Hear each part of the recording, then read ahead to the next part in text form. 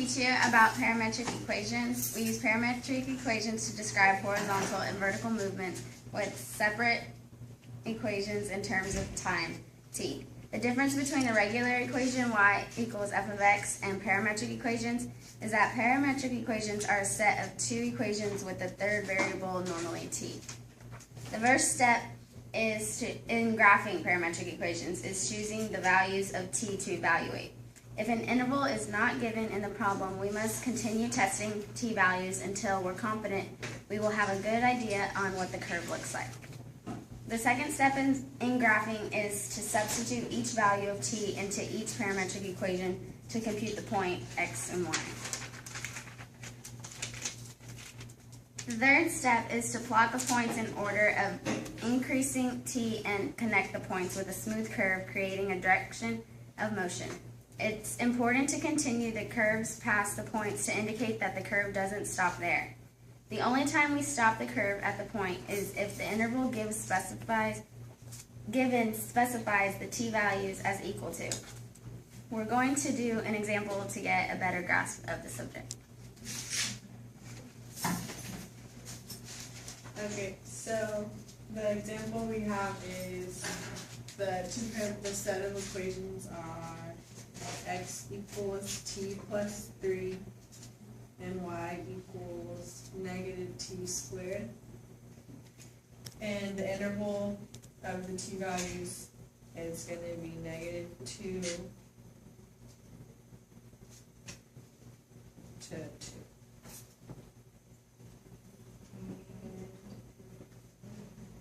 So the first step is to choose, or we'll choose the t values, but it's already given.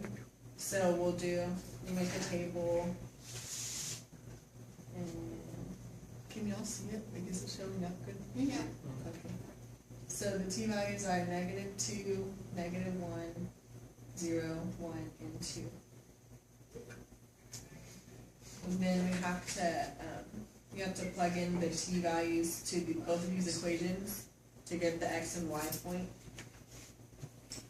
So you do x equals t plus 3, and you plug in negative 2, negative 2 plus 3 is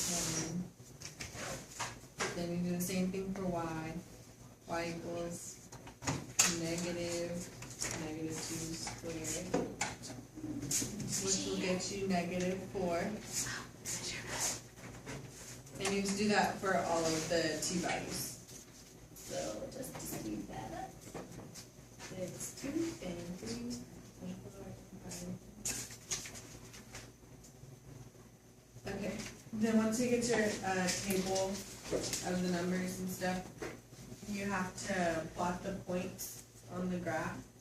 And you start with the least t value and go to the greatest so that you can have specific direction of motion. Is it okay if I use this? Yeah, absolutely.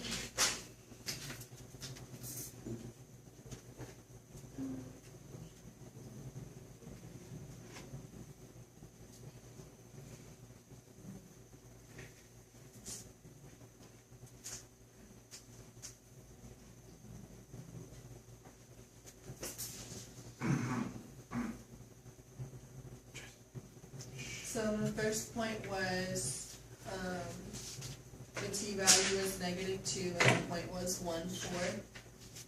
So you'll plot 1, 4, and just to make it easier to keep track of which is the least t value to the greatest, you write t equals negative 2.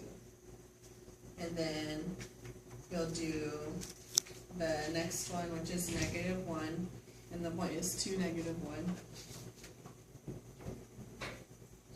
That one, t equals negative 1, then 3, 0 was t equals 0,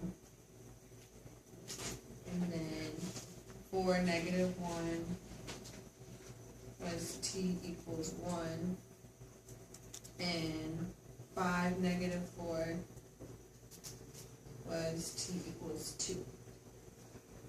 So the last step is to draw the curve. So you just connect the dots. And then to show direction of motion, you draw arrows on the line. That's why you plot the points from decreasing to or smallest to biggest. So they follow the t-value. And then, like Ebony said, you have to draw it past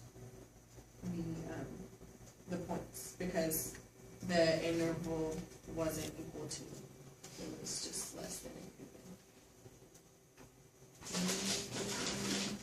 Then the real life application is, it's used a lot in physics to track horizontal and vertical movement, speed and acceleration, but you can track them separately. Like you can do horizontal and then you can do vertical, rather than together.